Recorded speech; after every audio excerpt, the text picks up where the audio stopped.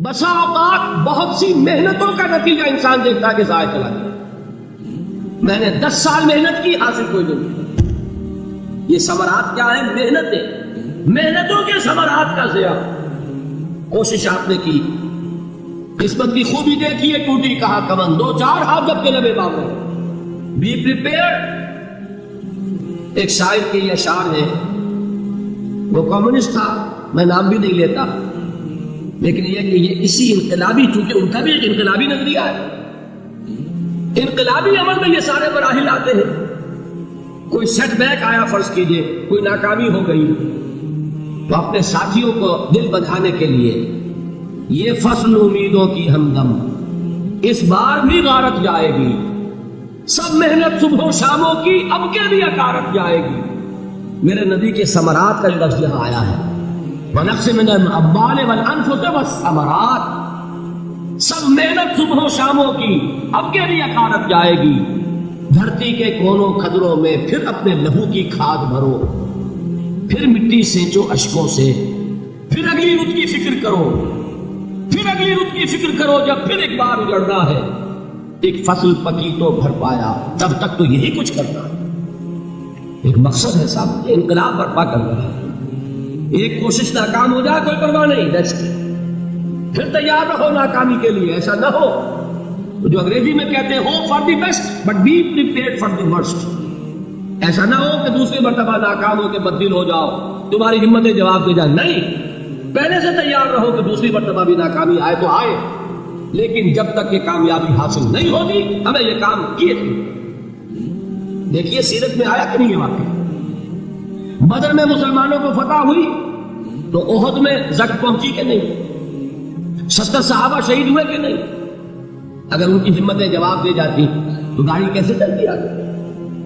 تو فرمایا وَلَنَبْلُوَنَّكُمْ بِشَيْءٍ مِّنَ الْخَوْفِ وَالْجُوعِ وَنَقْصٍ مِّنَ الْأَمْوَالِ وَالْأَنفُسِ وَالثَّمَرَاتِ، ہم تمہیں لازماً آزمائیں گے، خوف کی کیفیت سے، فقر و فاقے کی کیفیت سے، بھوک سے، جان کے نقصان سے، مال کے نقصان سے، محنتوں کے حاصل کے ضائع ہو جانے سے۔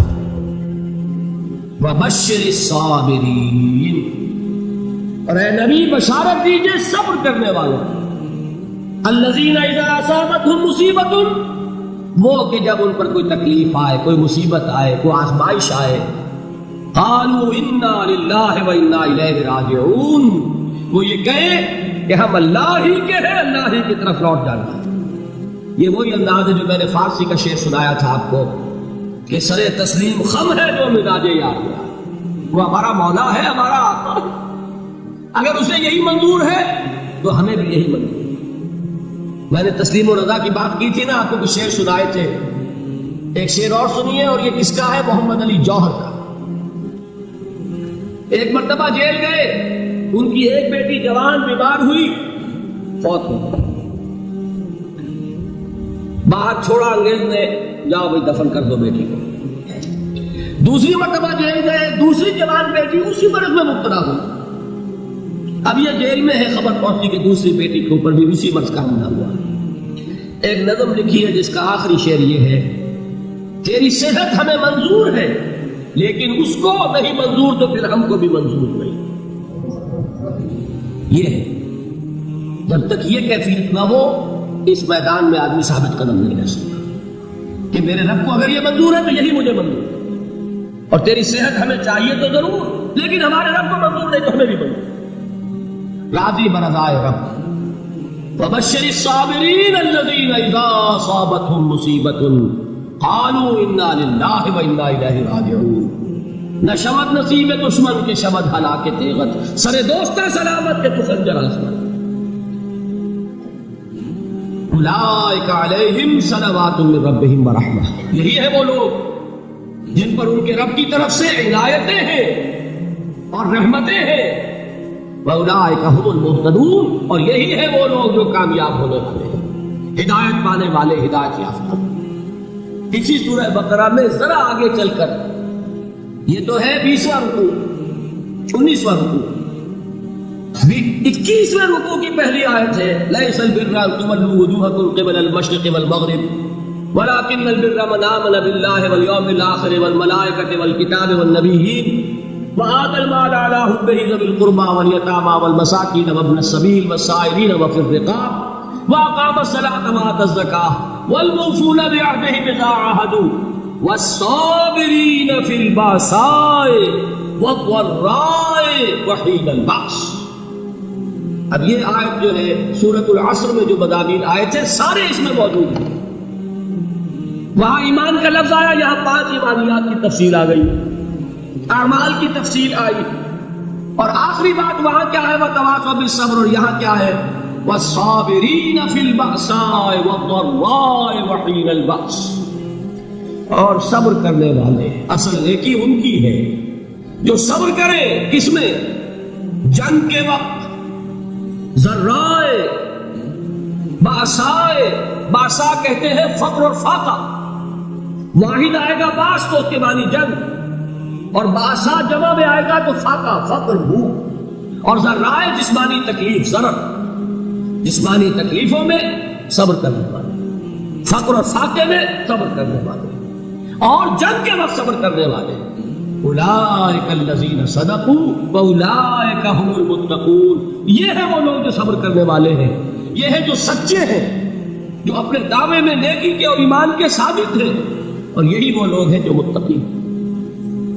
اگلی سورت ہے سورہ آل عمران, اس میں 2 لفظ آئے ہیں. آخری آیت یا ایھا الذین آمنوا اصبروا وصابروا ورابطوا واتقوا اللہ لعلکم تفلحون.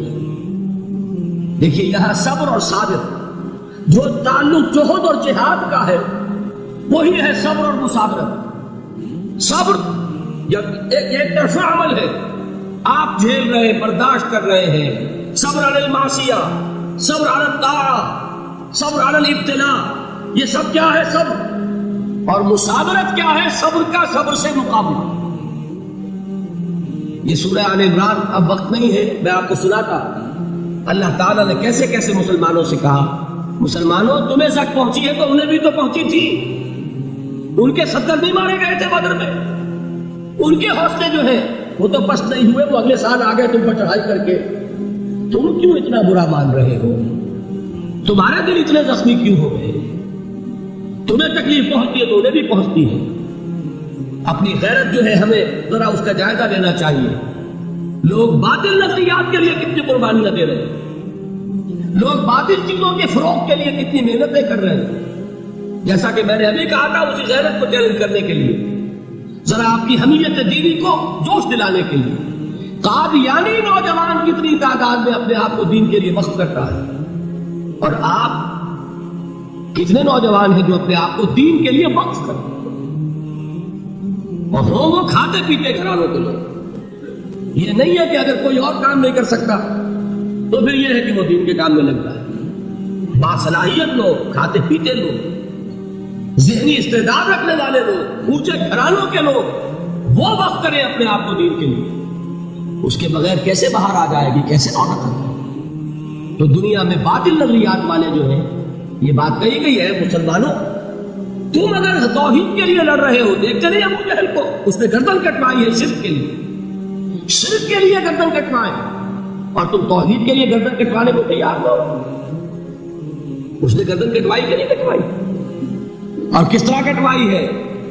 کیونکہ بڑا متکبر قسم کا, فرعون قسم کا شخص تھا.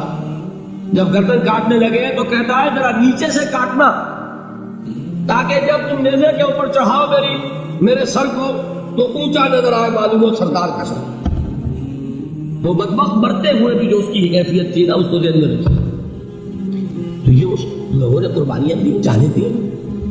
تو فرمایا اگر تم ان سے زیادہ قربانی نہیں دو گے, یہ جو نوٹ کر لیجیے اس کو, مجرد اگر حق کو غالب کرنا اللہ کے ذمے ہو تو آنے واحد میں غالب کر دے گا, تمہیں تکلیف ہی دینے کی ضرورت نہیں. سمجھ رہے؟